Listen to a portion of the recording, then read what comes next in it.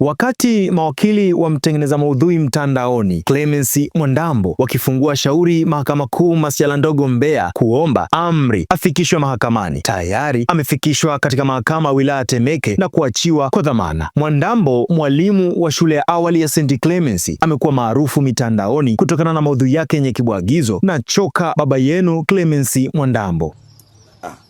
Nachoka baba yenu Clemence Mwandambo. Mimi nachoka. Maana nyinyi wote ni watoto wangu.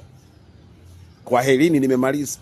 Alikuwa akishikiliwa na jeshi la polisi tangu Disemba 29 mwaka 2025. Jana Januari 9 mwaka 2026, mawakili wake Hekima Mwasipu na Filipu Mwakilima walifungua shauri kuomba afikishwe mahakamani. Wajibu maombi ni mkuu wa jeshi la polisi nchini IGP, kamanda wa polisi mkoa wa Mbeya yani RPC, mkuu wa polisi wilaya OCD Mbeya mjini, mkuu wa kituo kikuu cha polisi OCS Mbeya mjini na mkurugenzi wa mashtaka yani DPP. Kupitia hati ya dharura, mawakili hao walieleza muombaji yuko kizuizini kinyume cha sheria na kwamba wajibu maombi walikataa kuwaruhusu ndugu, marafiki na mawakili wake kumuona. Hatua hiyo, walieleza, inaathiri haki zake kikatiba na kukiuka utawala wa sheria, na nukuu, hali hii inahitaji uingiliaji wa haraka wa mahakama ili kuokoa haki za kikatiba za muombaji, walieleza mawakili wa muombaji. Waliomba wakati wa usikilizwaji wa upande mmoja, mahakama iridhie kutoa wito wa haraka ili muombaji afikishwe mahakamani. Katika usikilizwaji wa pande zote, waliomba mahakama iamuru muombaji aachiwe kutoka kizuizini kisicho halali na wajibu maombi wafike mbele ya mahakama wajieleze kwa nini muombaji amezuiwa kinyume cha sheria. Pia wajibu maombi wazuiwe kumshikilia muombaji kinyume cha sheria kwa muda mrefu kinyume cha sheria. Maombi hayo yaliungwa mkono na kiapo cha wakili Mwakilima aliyeeleza muombaji ni Mtanzania, mwanaharakati wa mitandao ya kijamii nchini na mwalimu wa shule ya awali ya St. Clemence mkoani Mbeya. Alidai katika kiapo kuwa Mwandambo kupitia mitandao ya kijamii ameonyesha uzalendo na mapenzi makubwa kwa taifa kwa kufichua maovu ya kijamii, kisiasa na kiuchumi kama mkosoaji wa jamii, akitumia kauli na choka mimi mzee wenu Mwandambo. Novemba mwaka 2025, Mwandambo alikamatwa na OCD Mbeya mjini akituhumiwa kusambaza na kueneza taarifa za uongo, akaachiwa kwa dhamana ya polisi, akaamriwa kuripoti kituo kikuu cha polisi Mbeya. Anadai Disemba 29 mwaka 2025 aliripoti katika kituo hicho, na tangu siku hiyo wajibu maombi waliamua kumweka kizuizini hadi wakati anatoa kiapo hicho alikuwa anazuiliwa kituo kikuu cha polisi mjini Mbeya.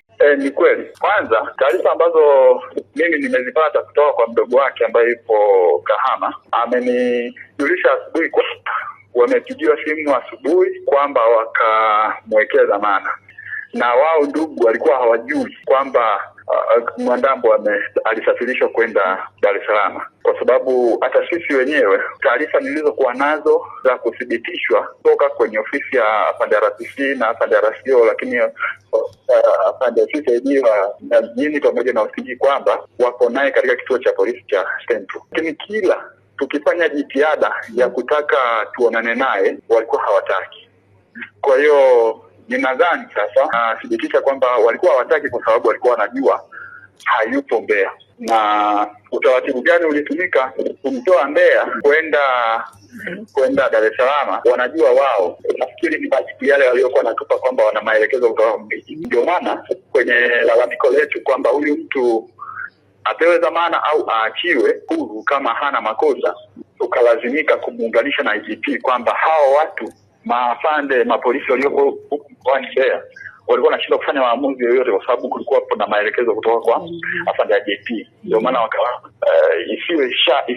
isiwe shida basi wamuondoe kabisa huku Mbeya. Lakini sisi habari za kwamba yuko kwenye kituo cha polisi cha Chang'ombe tumezipata leo. Mimi binafsi baada ya kupigiwa simu na mdogo wa Mwandambo anaitwa Tadei, ndio nikalazimika sasa kuongea na wakili mwenzangu Hekima Mwasipu ili aende kuthibitisha hizo taarifa. Na nukuu, nilipoomba kwa mjibu maombi wa pili, yani RPC, wa tatu OCD na wa nne OCS kumwachia muombaji kwa dhamana ya polisi au kumfikisha mahakamani iwapo kuna makosa aliyoyatenda, walinieleza mteja wangu ni mgumu, mkaidi na haelewi wala hatii maagizo ya polisi, alieleza wakili Mwakilima. Alidai siku nyingine alipotaka kumuona mteja wake, wajibu maombi walimueleza wanatekeleza maelekezo ya IGP, hivyo ni lazima wapate kibali chake ili kumuona. Alidai jitihada kuwezesha mteja wake kuachiwa kwa dhamana au kuweka huru ziligonga mwamba, akaendelewa kuwekwa kizuizini kinyume cha sheria. Hata hivyo, wakati mawakili wakipambana Mahakama Kuu Mbeya, Mwandambo alifikishwa mahakama ya wilaya Temeke, Dar es Salaam Januari 9 mwaka 2026 bila mawakili wala ndugu zake kuwa na taarifa. Akizungumza na Mwananchi, wakili Mwasipu amesema tangu Disemba 29 mwaka 2025, leo Januari 10 mwaka 2029 ndipo wamepata taarifa kuwa mteja wao alifikishwa katika mahakama ya wilaya Temeke, Dar es Salaam jana Januari 9. Jamhuri ikaomba awekwe chini ya ulinzi. Ameeleza baada ya mahakama kusikiliza upande wa jamhuri ili kwa Mwandambo kutofanya kosa lolote ndani ya mwaka mmoja, kila Ijumaa ya mwisho wa mwezi aripoti kwa mkuu wa upelelezi wa makosa ya jinai mkoa wa Temeke RCO ndani ya mwaka mmoja kuanzia Januari 9, pamoja na kutoa akaunti zake zote za mitandao ya kijamii kwa jeshi la polisi. Na nukuu, baada ya kutoka mahakamani akapelekwa kituo cha polisi cha Ng'ombe, na leo saa 6 kamili mchana ndugu wakapigiwa simu ili wakamdhamini, amesema Mwasipu.